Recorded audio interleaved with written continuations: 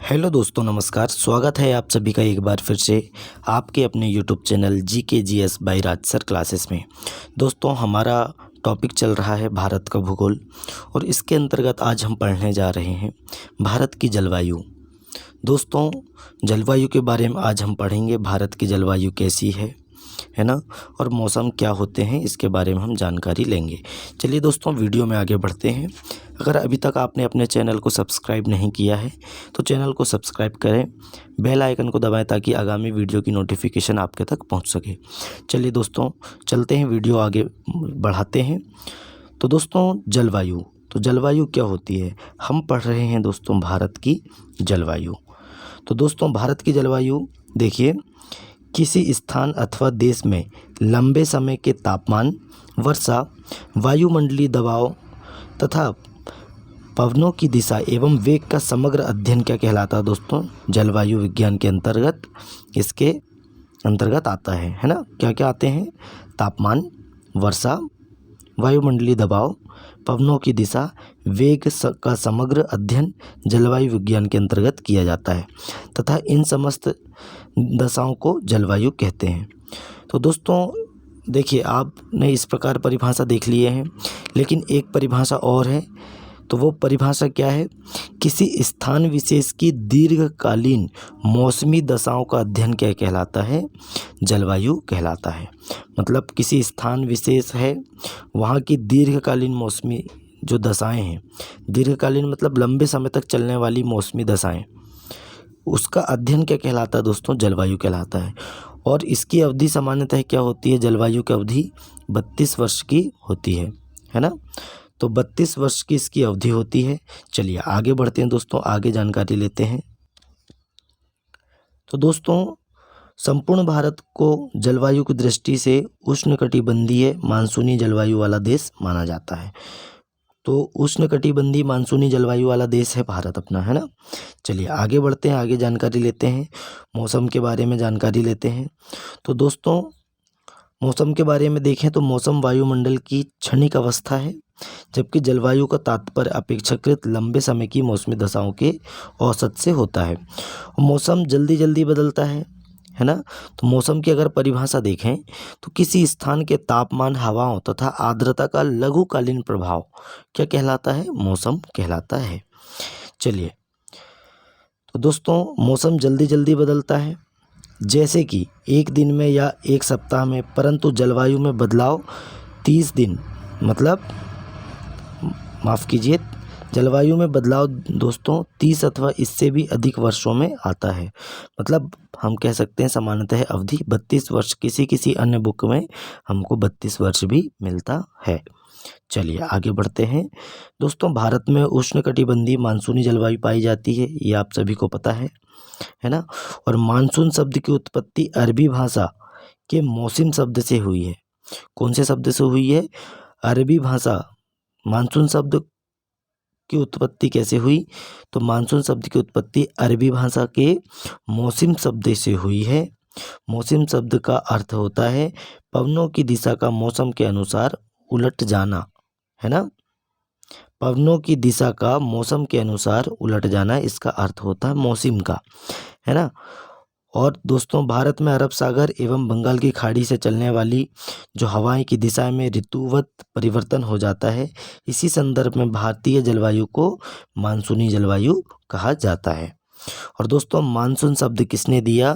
तो ये आपको याद रखना है, कंठस्थ याद रखना है कि मानसून शब्द किसने दिया? अल मसूदी ने दिया। किसने दिया? अल मसूदी। ये आपको कंठस्थ याद रखना है, कई बार पूछता है दोस्तों। तो दोस्तों, मानसून शब्द किसने दिया है? अल मसूदी ने दिया है। चलिए आगे बढ़ते हैं, वीडियो में बातचीत करते हैं। दोस्तों, जलवायु को नियंत्रित करने वाले कारकों के संबंधित शब्द क्या हैं?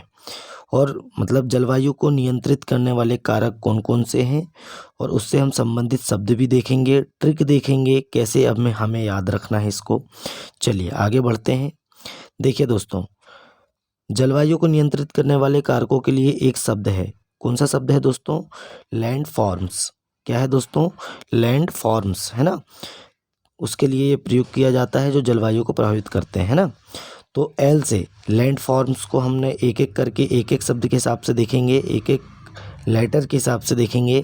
तो एल से बनेगा लैटिट्यूड मतलब अक्षांश, ए से बनेगा एल्टीट्यूड है ना, मतलब ऊंचाई। ये प्रभावित करने वाले कारक हैं, जलवायु को प्रभावित करने वाले कारक हैं। उसके बाद चलें दोस्तों, तो फिर है नियरनेस फ्रॉम सी, है ना, समुद्र से निकटता। नियरनेस फ्रॉम सी, समुद्र से निकटता। डायरेक्शन ऑफ विंड, पवन की दिशा। फॉरेस्ट मतलब वन। ओ से ओशियन करेंट्स, है ना, मतलब समुद्री जलधाराएं। रेनफॉल्स मतलब वर्षा। माउंटेन्स मतलब पहाड़ पर्वत, है ना। आगे बढ़ते हैं, आगे देखते हैं। और दोस्तों एस से सॉइल मतलब मिट्टी। हम देख सकते हैं कि कितने कारक प्रभावित करते हैं, 1 2 3 4 5 6 7 8 9, 9 कारक ऐसे हैं दोस्तों जो जलवायु को प्रभावित करते हैं। हिंदी में भी याद रख सकते हैं, और लैंड फॉर्म्स के माध्यम से आप याद रखेंगे तो बहुत अच्छा होगा, क्योंकि आप भूल नहीं पाएंगे। चलिए आगे बढ़ते हैं, आगे बातचीत करते हैं। देखिए दोस्तों, आगे हम देखें तो जलवायु, भारतीय जलवायु को प्रभावित करने वाले कारक के बारे में अगर हम जानें तो एक एक करके हम जानते हैं। स्थिति एवं अक्षांशीय विस्तार, है ना। चलिए दोस्तों, भारत उत्तरी गोलार्ध में स्थित है एवं कर्क मतलब स्थिति के अनुसार, अक्षांश के अनुसार हम देख रहे हैं ना, स्थिति एवं अक्षांशीय विस्तार। तो अक्षांश में दोस्तों किस गोलार्ध में स्थित है भारत, तो उत्तरी गोलार्ध में स्थित है ना। तो लगभग मध्य से होकर क्या गुजरती है दोस्तों, कर्क रेखा गुजरती है। आता है यहाँ का तापमान उच्च रहता है। यह अवस्थिति भारत को उष्णकटिबंधीय जलवायु वाला क्षेत्र बनाती है। चलिए दोस्तों, समुद्र से दूरी देख लेते हैं। तो भारत 3 ओर समुद्र से घिरा हुआ है। इसके पश्चिमी तट एवं पूर्वी तट एवं दक्षिणी भारतीय क्षेत्र पर समुद्री जलवायु का प्रभाव पड़ता है, किंतु उत्तरी भारत, उत्तर पश्चिम भारत, उत्तर पूर्वी भारत पर जलवायु का प्रभाव नगण्य है, यह आपको पता है। चलिए आगे बढ़ें, उत्तर पर्वतीय श्रेणियाँ देख लेते हैं, पर्वतीय श्रेणियाँ देख लेते हैं दोस्तों। तो हिमालय क्षेत्र भारत की जलवायु को प्रभावित करता है। यह मानसून की अवधि में भारतीय क्षेत्र में वर्षा का कारण भी बनता है, क्योंकि इधर से पानी वाली जो हवाएं जाती है ना, तो वहाँ से टकराती हैं। मानसून कहाँ से टकराता है, हिमालय पर्वत से टकराता है, और भारत में खूब वर्षा होती है ना। और दोस्तों तथा शीत ऋतु में तिब्बत क्षेत्र से आने वाली अत्यंत ठंडी हवाओं के मार्ग में रुकावट पैदा कर भारत को शीतलहर के प्रभाव से बचाने के लिए अवरोध की भूमिका निभाता है। चलिए भू आकृति देख लेते हैं, है ना। तो भू आकृति देखें तो भारत की भू आकृति संरचना पर्वत, पठार, मैदान, रेगिस्तान भी भारत की जलवायु को प्रभावित करते हैं। अरावली पर्वत का पश्चिमी भाग एवं पश्चिमी घाट का पूर्वी भाग आदि वर्षा की कम मात्रा प्राप्त करने वाले क्षेत्र हैं।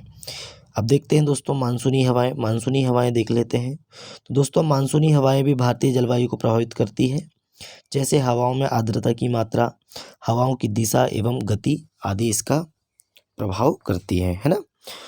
ऊर्ध्व वायु संचरण मतलब इसको हम इंग्लिश में बोलते हैं जेट स्ट्रीम। तो दोस्तों जेट स्ट्रीम ऊपरी क्षोभ मंडल में आमतौर पर मध्य अक्षांशों में धरातल से 12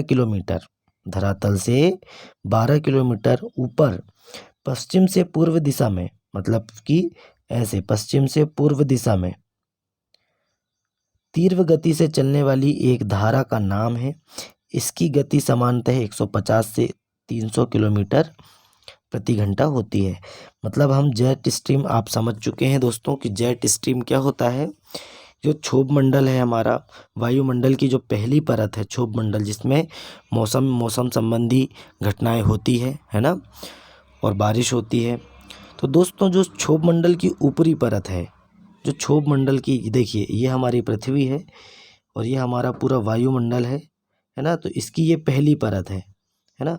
तो आप देख सकते हैं ये पृथ्वी है और ये हमारा क्या है, क्षोभ मंडल है।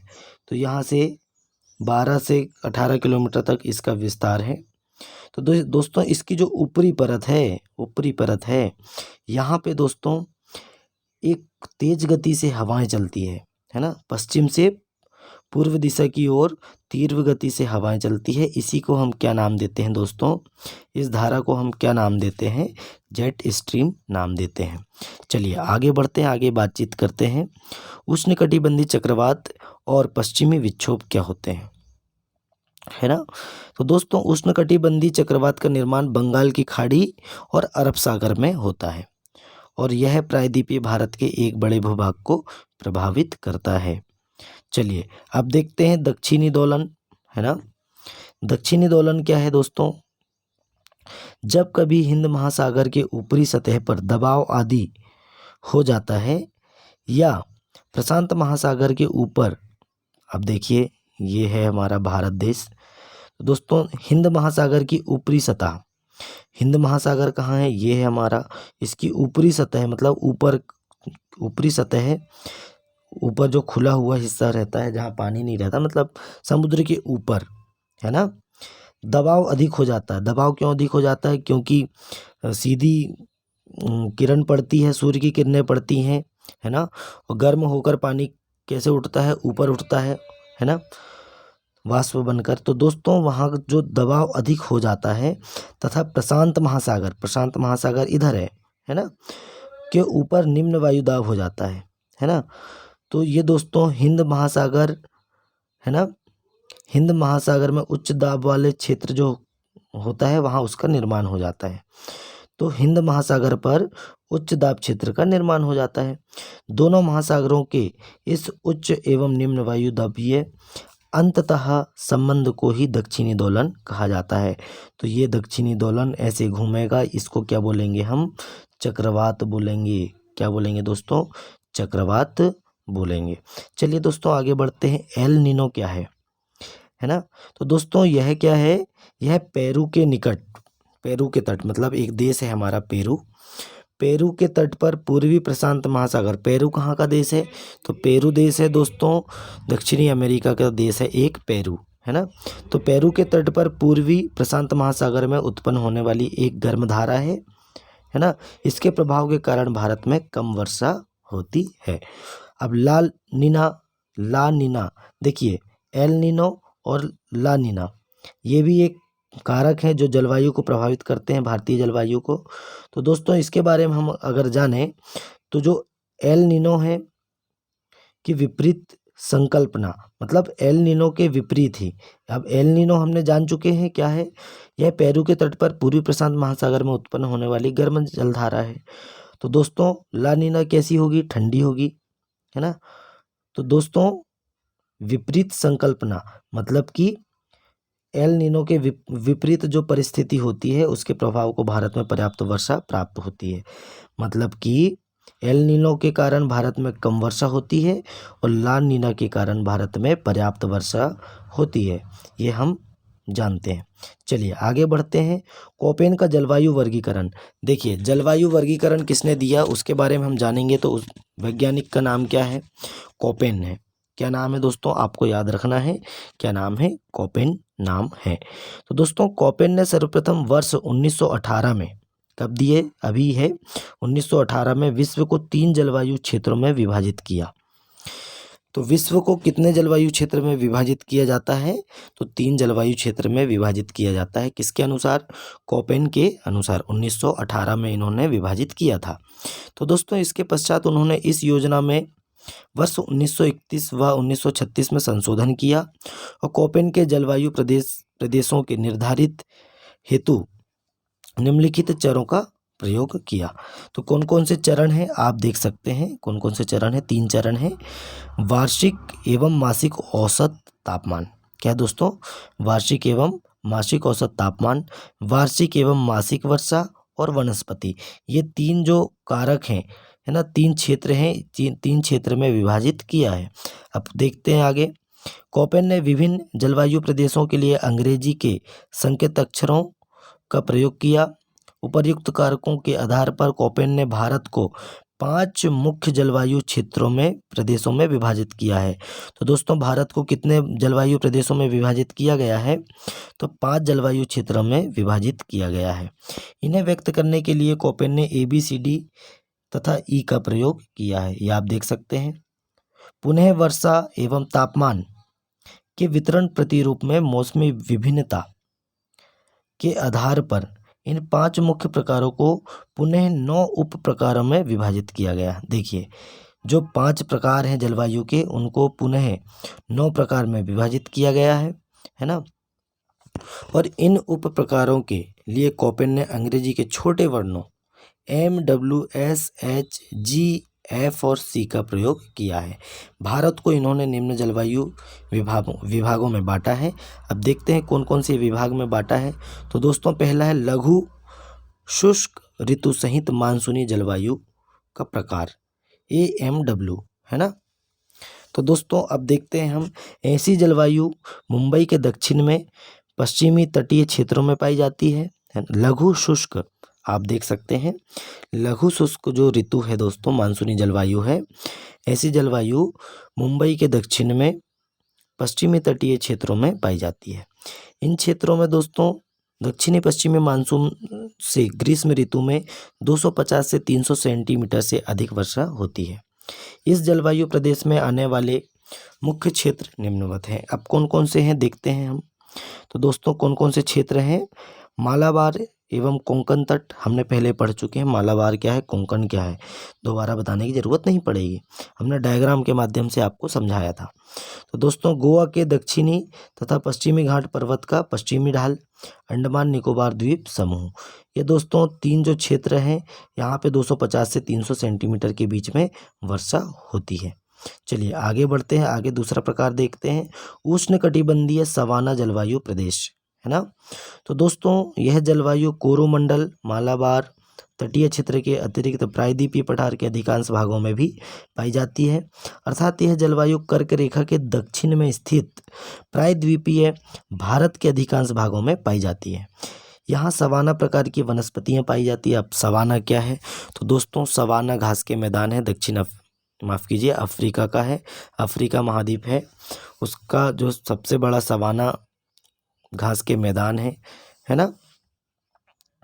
चलिए आगे बढ़ते हैं। सवाना रेगिस्तान भी आता है दोस्तों, घास के मैदान के बारे में भी उसमें हम पढ़ते हैं, आगे पढ़ेंगे हम इसके बारे में। चलिए आगे बढ़ते हैं। तो दोस्तों इस प्रकार के प्रदेश में ग्रीष्मकालीन दक्षिण पश्चिम मानसून से लगभग 75 सेंटीमीटर वर्षा होती है, जबकि शीतकाल में शुष्क रहता है ना। अब तीसरे नंबर पर पढ़ते हैं। तो शुष्क ग्रीष्म ऋतु एवं आर्द्र शीत ऋतु मानसूनी जलवायु, इसके बारे में पढ़ें दोस्तों। तो यहाँ पे शीतकाल में वर्षा होती है और ग्रीष्म ऋतु शुष्क रहती है ना। यहाँ शीत ऋतु में उत्तर पूर्वी मानसूनी लौटते हुए मानसून बोलते हैं से अधिकांश वर्षा होती है। वर्षा ऋतु की मात्रा शीतकाल में लगभग 75 से 100 सेंटीमीटर होती है। इसके अंतर्गत तटीय तमिलनाडु और आंध्र प्रदेश के सीमावर्ती प्रदेशों में आते हैं और यहाँ सबसे ज़्यादा वर्षा होती है। तो दोस्तों भारत में लौटता हुआ मानसून से सबसे ज़्यादा वर्षा किस राज्य में होती है? तो सबसे ज़्यादा वर्षा किस राज्य में होगी? आपको बताना है, तमिलनाडु राज्य में होती है। ये बहुत ही इंपॉर्टेंट क्वेश्चन है, कई बार प्रश्न आ चुका है परीक्षा में, आपको याद रखना है। चलिए आगे बढ़ते हैं। चौथा जलवायु का प्रकार है दोस्तों अर्ध शुष्क स्टेपी जलवायु, है ना। चलिए आगे बढ़ते हैं। यहाँ ग्रीष्मकाल में 30 से 60 सेंटीमीटर वर्षा होती है और शीतकाल में वर्षा का अभाव रहता है और यहाँ स्टेपी प्रकार की वनस्पति पाई जाती है। इसके अंतर्गत मध्यवर्ती राजस्थान, पश्चिमी पंजाब, हरियाणा के अंतर्गत मध्यवर्ती राजस्थान, पश्चिमी पंजाब, हरियाणा, गुजरात के सीमावर्ती क्षेत्र एवं पश्चिमी घाट के वृष्टि छाया क्षेत्र प्रदेश आते हैं। अब दोस्तों पश्चिमी घाट के वृष्टि छाया क्षेत्र प्रदेश क्या होते हैं? तो दोस्तों वृष्टि छाया प्रदेश वह प्रदेश होते हैं, आपको हम डायग्राम के माध्यम से समझाते हैं।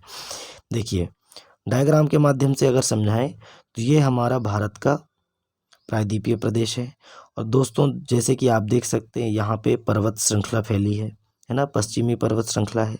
अब यहाँ दोस्तों ऊंचे ऊंचे पर्वत भी हैं, है ना, जैसे कि अन्नामुदी हो गया, ऊंची चोटी हो गई। तो दोस्तों जब यहाँ से सीधी ठंडी जलधारा जाती है, केरल से आगे जाती है ना, और आगे अगर ये तट में टकराती है, मतलब कि पर्वत में टकराती है, और टकराने के कारण ये ऊपर से निकल जाती है, तो यहाँ तो बारिश हो नहीं सकती। जहाँ टकरा गई वहाँ पे बारिश करवाएगी, और जहाँ नहीं टकराएगी और वहाँ से ऊपर उठ के आगे चले जाएगी। तो ये क्षेत्र जो है दोस्तों, यहाँ पे खाली क्षेत्र छूट जाएगा, यहाँ पे वर्षा नहीं होगी, है ना। इसी को हम क्या बोलेंगे, वृष्टि छाया प्रदेश। चलिए आप समझ गए होंगे, आशा करते हैं। चलिए 5वां प्रकार है उष्ण मरुस्थलीय जलवायु। तो दोस्तों यहाँ काफ़ी कम, मतलब 30 सेंटीमीटर से भी कम वर्षा होती है, तापमान अधिक रहता है, यहाँ प्राकृतिक वनस्पति कम होती है, एवं दोस्तों कांटेदार मरुस्थलीय वनस्पति पाई जाती है। इस प्रदेश के अंतर्गत राजस्थान का पश्चिमी क्षेत्र, उत्तरी गुजरात एवं हरियाणा का दक्षिणी भाग शामिल है। ये आप देख सकते हैं, हमारा थार का मरुस्थल हो गया, कांकरा पार वाला क्षेत्र हो गया, और कच्छ का रण हो गया। इधर दोस्तों कम वर्षा होती है, आप देख सकते हैं ना। शुष्क ऋतु, मतलब शुष्क शीत ऋतु की मानसूनी जलवायु, ये 5वां प्रकार है। तो दोस्तों आगे अगर चलें तो इस प्रकार की जलवायु गंगा के अधिकांश मैदानी भागों में, पूर्वी राजस्थान, असम, मालवा के पठारी भागों में पाई जाती है, और यहाँ गर्मी में तापमान 40 डिग्री तक बढ़ जाता है, जो शीतकाल में 27 डिग्री तक पहुँच जाता है, और वर्षा मुख्यतः ग्रीष्म ऋतु में होती है तथा शीतकाल शुष्क रहता है। तो यहाँ पे वर्षा ग्रीष्म ऋतु में होती है, मतलब गर्मी के दिन में होती है दोस्तों। शुष्क शीत ऋतु की मानसूनी जलवायु, राजस्थान, असम, मालवा वाला क्षेत्र आपको याद रखना है। उसके बाद है दोस्तों लघु ग्रीष्मकाल युक्त शीत आर्द्र जलवायु, है ना। तो दोस्तों इस प्रकार की जलवायु सिक्किम, अरुणाचल प्रदेश, है ना, सिक्किम, अरुणाचल प्रदेश, असम, हिमालय के पूर्वी भाग में पाई जाती है। लघु ग्रीष्मकाल युक्त शीत आर्द्र जलवायु, और शीतकाल में तापमान दोस्तों 10 डिग्री सेल्सियस से तक होता है ना। और अब देखते हैं टुंड्रा तुल्य जलवायु। तो टुंड्रा तुल्य जलवायु, तो दोस्तों यहाँ तापमान वर्ष भर 10 डिग्री, है ना, से कम रहता है। शीतकाल में हिमपात के रूप में वर्षा होती है। तो दोस्तों जहाँ टुंड्रा प्रदेश वे प्रदेश होते हैं जहाँ बर्फबारी होती है, जहाँ हमेशा वह स्थान जहाँ हमेशा बर्फ से ढका होता है ना, उसको क्या बोलते हैं हम, टुंड्रा प्रदेश। और वहाँ की जलवायु को हम क्या बोलेंगे, टुंड्रा तुल्य जलवायु बोलेंगे। चलिए इसके अंतर्गत उत्तराखंड के पर्वतीय क्षेत्र आते हैं, कश्मीर, लद्दाख, हिमाचल प्रदेश। 3000 से 5000 मीटर ऊंचाई वाले क्षेत्र शामिल हैं टुंड्रा प्रदेश में। चलिए आगे बढ़ते हैं, आगे जानकारी प्राप्त करते हैं। आप देख सकते हैं मैप के माध्यम से। चलिए मैप के माध्यम से हम आपको बताते हैं। सबसे पहले नीचे से लेके चलें, तो दोस्तों नीचे से लेके चलें, दक्षिणी वाला क्षेत्र, प्रायद्वीपीय वाला क्षेत्र से लेके चलें तो लघु शुष्क ऋतु वाली मानसूनी जलवायु पश्चिमी क्षेत्र है हमारा, ये आप देख सकते हैं, है ना। ये जो लाइन दिख रही है आपको, ये दोस्तों कैसी है दोस्तों, ये जलवायु लघु शुष्क ऋतु वाली मानसूनी जलवायु है। अब इधर हम देखते हैं तमिलनाडु, आंध्र प्रदेश वाला क्षेत्र, तो शुष्क ग्रीष्म ऋतु वाली जलवायु यही तो होता है। पश्चिम मतलब वृष्टि छाया प्रदेश में लौटता हुआ मानसून से वर्षा होती है ना, यही क्षेत्र है दोस्तों, यही सर्वाधिक वर्षा होती है। चलिए आगे बढ़ें, आगे देखें दोस्तों, तो आगे देखते हैं। तो दोस्तों आप देख सकते हैं मैप के माध्यम से, ये हमारा लघु शुष्क है, लघु शुष्क ऋतु वाली जलवायु है, माफ़ कीजिए, लघु शुष्क ऋतु वाली मानसूनी जलवायु, ये हमारा पश्चिमी क्षेत्र है ना। और दोस्तों ये देख सकते हैं आप, शुष्क ग्रीष्म ऋतु वाली आर्द्र शीत ऋतु मानसूनी जलवायु है। ये हमारा अरब सागर है, ये बंगाल की खाड़ी है, आप सभी को पता ही होगा। तो दोस्तों ये जो कर्नाटक वाला क्षेत्र है, आंध्र प्रदेश वाला, माफ़ कीजिए, तेलंगाना वाला क्षेत्र है, महाराष्ट्र का कुछ क्षेत्र है ना, यहाँ पे दोस्तों अर्ध शुष्क स्टेपी जलवायु मिलेगी आपको, है ना। और ये हमारा दोस्तों छत्तीसगढ़ वाला क्षेत्र हो गया, आप देख सकते हैं छत्तीसगढ़ वाला क्षेत्र हो गया। यहाँ पे मिलेगी दोस्तों उष्णकटिबंधीय सवाना जलवायु, है ना। और उड़ीसा हो गया, छत्तीसगढ़ से लगा है। और दोस्तों ये कर्क रेखा के नीचे वाला क्षेत्र हम देख रहे हैं। आप देख सकते हैं शुष्क शीत ऋतु की मानसूनी जलवायु, ये हमारा पूरा क्षेत्र पड़ेगा। कौन कौन सा क्षेत्र पड़ेगा? मध्य प्रदेश, उत्तर प्रदेश, राजस्थान वाला, मध्य प्रदेश में भी है दोस्तों, है ना। ये पूरा क्षेत्र हमारा पड़ेगा। आप देख सकते हैं उष्ण मरुस्थलीय जलवायु, ये यहाँ पे देख सकते हैं आप, ये उष्ण मरुस्थलीय जलवायु। उसके बाद दोस्तों यहाँ पे स्टेपी मिलेगा, पंजाब वाला क्षेत्र है ना। स्टेपी वाला क्षेत्र है, पाकिस्तान वाला, इधर साइड पाकिस्तान है। चलिए आगे बढ़ते हैं। ये टुंड्रा तुल्य जलवायु है, टुंड्रा हिमालय वाला क्षेत्र है उत्तराखंड में, है ना। अब आगे बढ़ें दोस्तों, आगे देखते हैं, आगे देख लेते हैं हम। देखिए इसके बाद दोस्तों ये है लघु ग्रीष्म युक्त शीत आर्द्र जलवायु, ये हमारा अरुणाचल प्रदेश वाला क्षेत्र है, ये आप देख सकते हैं अरुणाचल वाला प्रदेश। और ध्रुवीय तुल्य जलवायु कहाँ पे मिलेगी दोस्तों? तो यहाँ पे मिलेगी, कहाँ पे? जम्मू कश्मीर एवं लद्दाख वाला क्षेत्र में। ये कोपेन के अनुसार जलवायु वर्गीकरण है। किसके अनुसार है दोस्तों? कोपेन के अनुसार जलवायु का वर्गीकरण है। चलिए आगे बढ़ते हैं, आगे बातचीत करते हैं। तो दोस्तों ध्रुवीय तुल्य जलवायु के बारे में अगर हम पढ़ें तो यहाँ तापमान दोस्तों वर्ष भर 0 डिग्री से कम हिमाच्छिद प्रदेश है दोस्तों। और इसके अंतर्गत हिमालय के पश्चिमी और मध्यवर्ती भाग में 5000 मीटर से अधिक ऊंचाई वाले क्षेत्र आते हैं, जैसे जम्मू कश्मीर एवं हिमाचल प्रदेश शामिल हैं। चलिए आगे बढ़ें, आगे देखते हैं। तो दोस्तों उपर्युक्त वर्णन से स्पष्ट है, हमने देख चुके हैं, अभी डायग्राम भी देख चुके हैं। CWG और AW जलवायु विभागों के मध्य की रेखा ही महाद्वीपीय भारत एवं उष्णकटिबंधीय भारत को विभाजित करने वाली कर्क रेखा के समान होती है, जो डॉक्टर काजी अहमद, डॉक्टर स्टाम्प और डॉक्टर नारमंड द्वारा प्रस्तुत की गई है ना। तो दोस्तों ये आप देख सकते हैं कौन कौन से हैं, डॉक्टर काजी अहमद, डॉक्टर स्टाम्प और नारमंड, है ना। इनके द्वारा ये CWG और AW जलवायु विभागों के जो मध्य की रेखा जो महाद्वीपीय एवं उष्णकटिबंधीय भारत को विभाजित करने वाली कर्क रेखा के समान होती है, इसके बारे में इन्होंने बताया है। चलिए आगे बढ़ते हैं, आगे जानकारी लेते हैं। तो दोस्तों कोपेन की योजना के अनुसार भारत के जलवायु प्रदेश हम देख रहे हैं, है ना। तो हमने अभी डिटेल में पढ़ चुके हैं, अब हम शॉर्ट में देखते हैं। जलवायु के प्रकार संकेत देख लेते हैं और क्षेत्र उनके देख लेते हैं।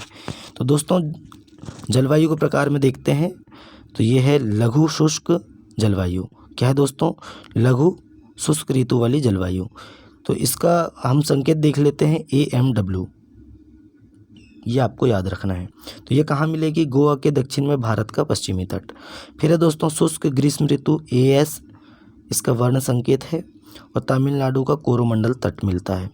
उष्णकटिबंधीय सवाना AW, तो कर्क रेखा के दक्षिण में प्रायद्वीपीय पठार का अधिकांश भाग है, ये हमने पहले डायग्राम के माध्यम से देख चुके हैं। चलिए अर्धशुष्क स्टेपी जलवायु, तो BSHW, और दोस्तों उत्तर पश्चिमी कहाँ मिलेगी? है उत्तर पश्चिमी गुजरात, पश्चिमी राजस्थान और पंजाब के कच्छ का भाग, माफ़ कीजिए पंजाब का कुछ भाग, है ना, मतलब उधर बारिश कम होती है। अर्धशुष्क स्टेपी जलवायु। गर्म मरुस्थल दोस्तों, तो दोस्तों B कैपिटल W HW, है ना, स्मॉल, तो राजस्थान का सबसे पश्चिमी भाग। शुष्क शीत ऋतु CWG, गंगा का मैदान, पूर्वी राजस्थान, उत्तरी मध्य प्रदेश, उत्तर पूर्वी भारत का अधिकांश प्रदेश, है ना। उसके बाद चलते हैं दोस्तों लघु ग्रीष्म तथा शीत आर्द्र ऋतु, है ना, तो DFC अरुणाचल प्रदेश में मिलेगी ये। और ध्रुवीय प्रकार, इसको बोलते हैं हम E, तो जम्मू कश्मीर, हिमाचल प्रदेश और उत्तराखंड वाला क्षेत्र आता है। चलिए इसके बारे में हम थोड़ा सा पढ़ लेते हैं। तो दोस्तों वर्षा तथा तापमान के वितरण प्रतिरूप में मौसमी भिन्नता के आधार पर प्रत्येक प्रकार को उप प्रकारों में बांटा गया है। कोपेन ने अंग्रेजी के बड़े अक्षरों S को अर्ध मरुस्थल के लिए और W को मरुस्थल के लिए प्रयोग किया है, मतलब S को अर्ध मरुस्थल और W को मरुस्थल के लिए प्रयोग किया है। इसी प्रकार दोस्तों उप विभागों को व्यक्त करने के लिए अंग्रेजी के निम्न छोटे अक्षरों का प्रयोग किया गया है। अब कैसे कैसे प्रयोग किए हैं अब आगे हम देखते हैं। चलिए आगे देखते हैं। दोस्तों एफ को पर्याप्त वर्षण है, एफ एक संकेत है ना, एफ एक विभाग में बटा है, उप विभाग बोल सकते हैं हम। तो पर्याप्त वर्षा ये संकेत दर्शाता है कि एफ क्या है, पर्याप्त वर्षा वाला क्षेत्र है।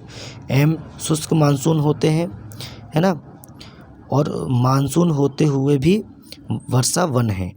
और दोस्तों डब्लू है शुष्क शीत ऋतु, एच है शुष्क गर्म, सी 4 महीनों से कम अवधि में औसतन तापमान दोस्तों 10 डिग्री सेल्सियस से अधिक होता है। और जी क्या है दोस्तों, गंगा के मैदान। चलिए आगे बढ़ते हैं, आगे जानकारी प्राप्त करते हैं। भारतीय मानसून की उत्पत्ति के सिद्धांत के बारे में हम पढ़ेंगे। तो दोस्तों आज के लिए हम क्लास यहीं विराम लगाते हैं और आगे की क्लास लेकर आएंगे जलवायु वाली, उसमें हम पढ़ेंगे भारतीय मानसून की उत्पत्ति के सिद्धांत। कौन कौन से सिद्धांत हैं, किन किन ने कौन कौन से सिद्धांत दिए, उनके बारे में भी क्वेश्चंस बहुत आते हैं। तो दोस्तों वीडियो कैसा लगा बताइए, कमेंट करिए, लाइक करिए, वीडियो को अपने दोस्तों में ज़्यादा से ज़्यादा शेयर करिए। और अभी तक आपने अगर चैनल को सब्सक्राइब नहीं किया है तो चैनल को सब्सक्राइब करिए। चलिए दोस्तों मिलते हैं नेक्स्ट वीडियो में। जय हिंद, जय भारत।